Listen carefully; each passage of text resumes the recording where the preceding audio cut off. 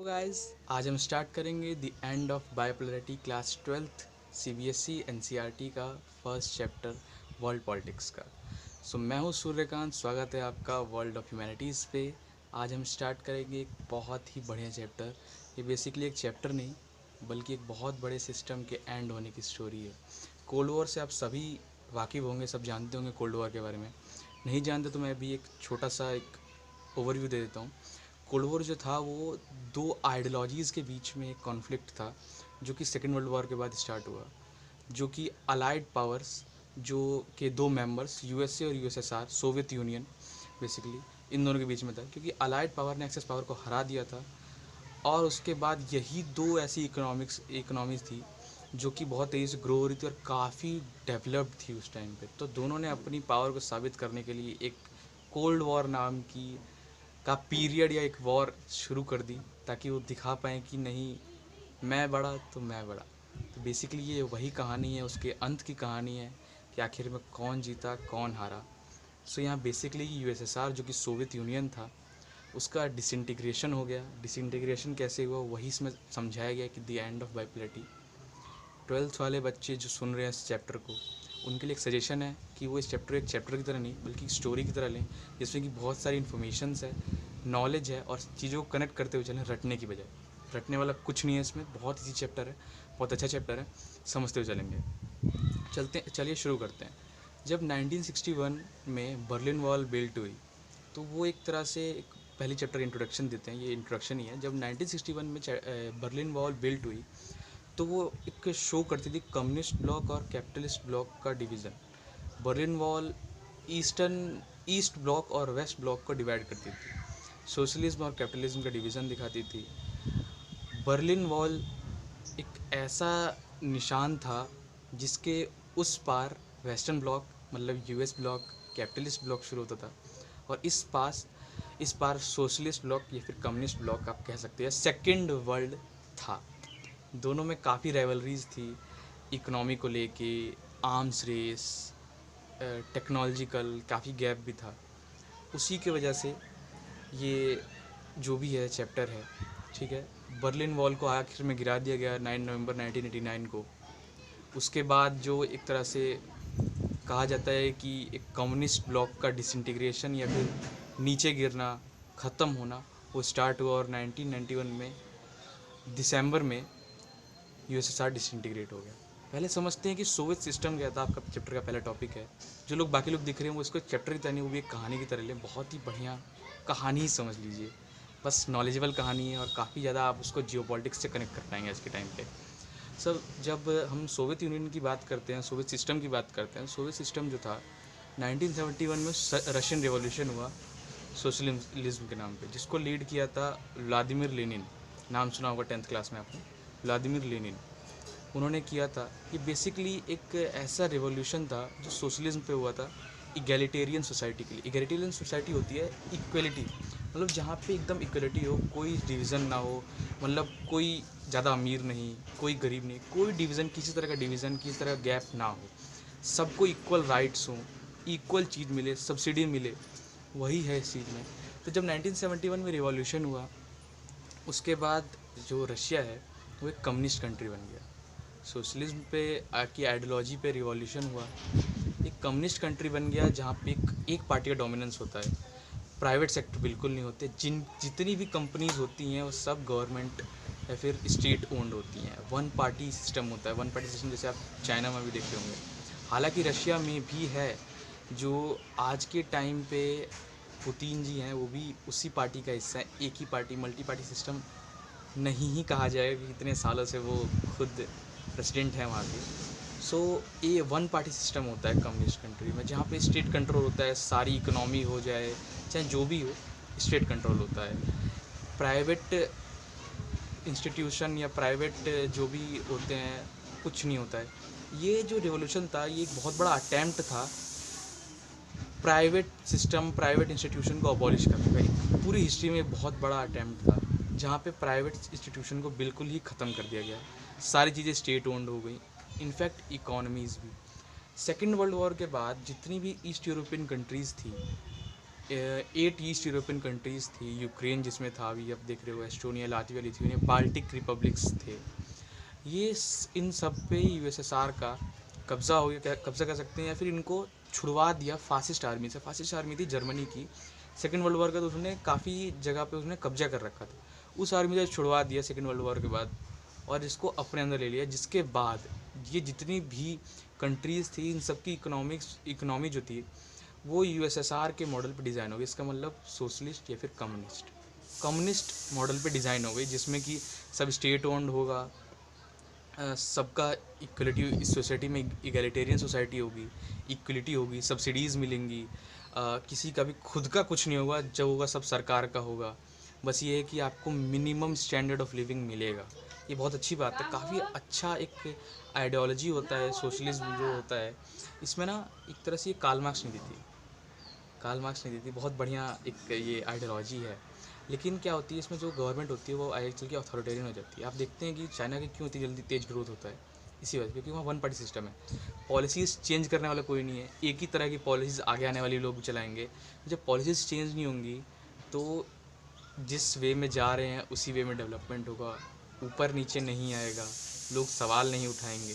यहाँ पे कुछ ऐसा ही यूएसएसआर में हुआ।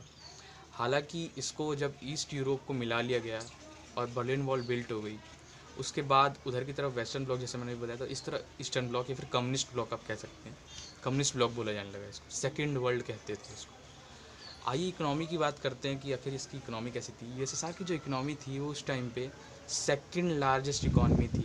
हालांकि यूएसए पहले नंबर पे था। अब एक कॉमन सी चीज़ समझिएगा, जिस टाइम पे सारी दुनिया वर्ल्ड वॉर 2 के एक तरह से इफ़ेक्ट से जूझ रही है, काफ़ी ज़्यादा नए नए कंट्रीज़ निकल रही है, इंडिया, श्रीलंका, चाइना, इस तरह की इंडिपेंडेंट हो रही है, वो उसी टाइम का टाइम है, इंडिपेंडेंट हो रही है। उस टाइम पे क्या ही किसी की इकोनॉमी इतनी बड़ी होगी। तो यूएसए के पास अगर 100% है, तो जिसके पास 50% भी होगा वो सेकंड लार्जेस्ट इकोनॉमी है। कुछ इसी तरह का यूएसएसआर के साथ भी था। हालांकि यहाँ पे जो इंडस्ट्रीज़ थी वो सारी पब्लिकली ओन नहीं थी, स्टेट ओन थी, प्राइवेट ओन नहीं था, बिल्कुल प्राइवेट सेक्टर था ही नहीं। और ये पूरी कंज्यूमर बेस्ड इंडस्ट्रीज़ थी, मतलब जितना था कुछ बाहर से आता ही नहीं था, सब ये अपने कंट्री में, अपने एरिया में, अपनी टेरिटरी के अंदर बना लेते थे। पिन टू कार नहीं, पिन टू कार, सारी चीज़ें जितनी भी कंज्यूम हो सकती हैं, कुछ भी चीज़ बाहर से नहीं थी। और एक और चीज़ थी, मिनिमम स्टैंडर्ड ऑफ लिविंग, मतलब आपको medical, food, subsidies, child care, welfare, जितनी भी चीज़ें आपको सब मिलेंगी, वो सब स्टेट देगा। उसमें आपका कोई ऊपर नीचे नहीं होगा, आपको एक minimum standard of living. Employment बिल्कुल ऐसा नहीं है कि कोई अनएम्प्लॉयड रह गया, पूरी तरह एम्प्लॉयमेंट थी। ये बहुत अच्छी, एक बहुत पॉजिटिव एस्पेक्ट है।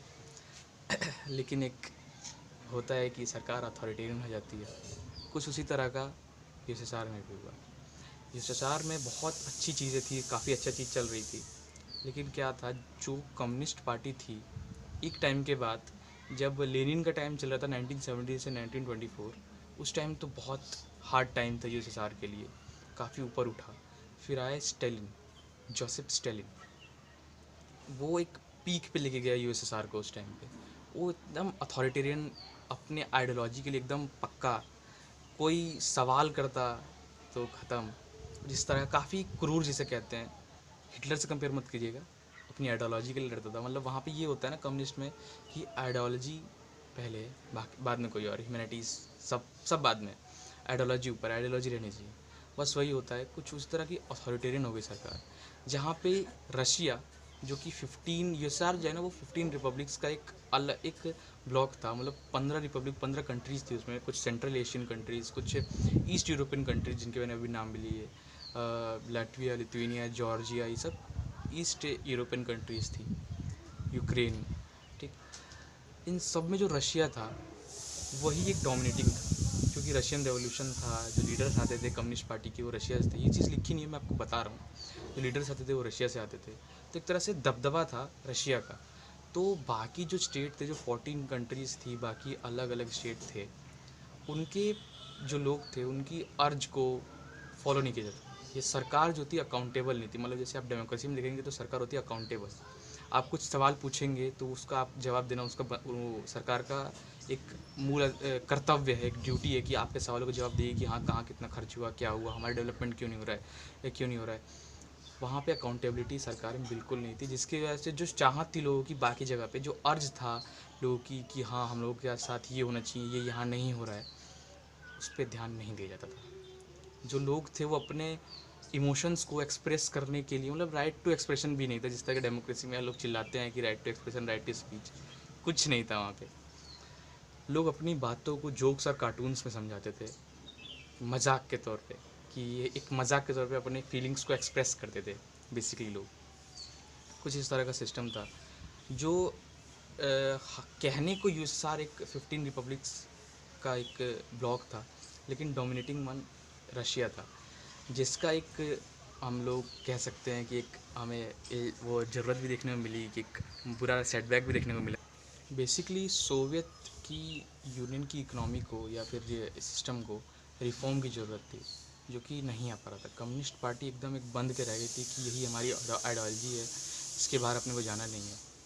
हालांकि आम रेस में किसी न किसी तरह यूएसएसआर अपने आप को मैनेज कर लेता था, मैच करने के लिए यूएसए को। यूएसए जो था वो टेक्नोलॉजिकली एडवांस्ड कंट्री था, जितने भी वेस्टर्न ब्लॉक्स में थे वो काफ़ी टेक्नोलॉजी की तरफ जा रहे थे, आपस में इंपोर्ट एक्सपोर्ट करते थे, उनकी इकोनॉमी इसीलिए आ गई थी।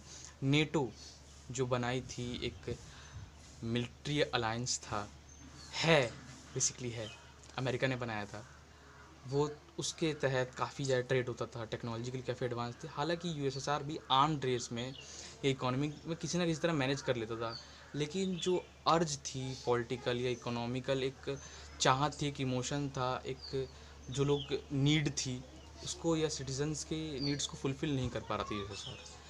और एक और अफ़गानिस्तान पे इन्वीज़न 1979 में हुआ, सोवियत यूनियन ने किया।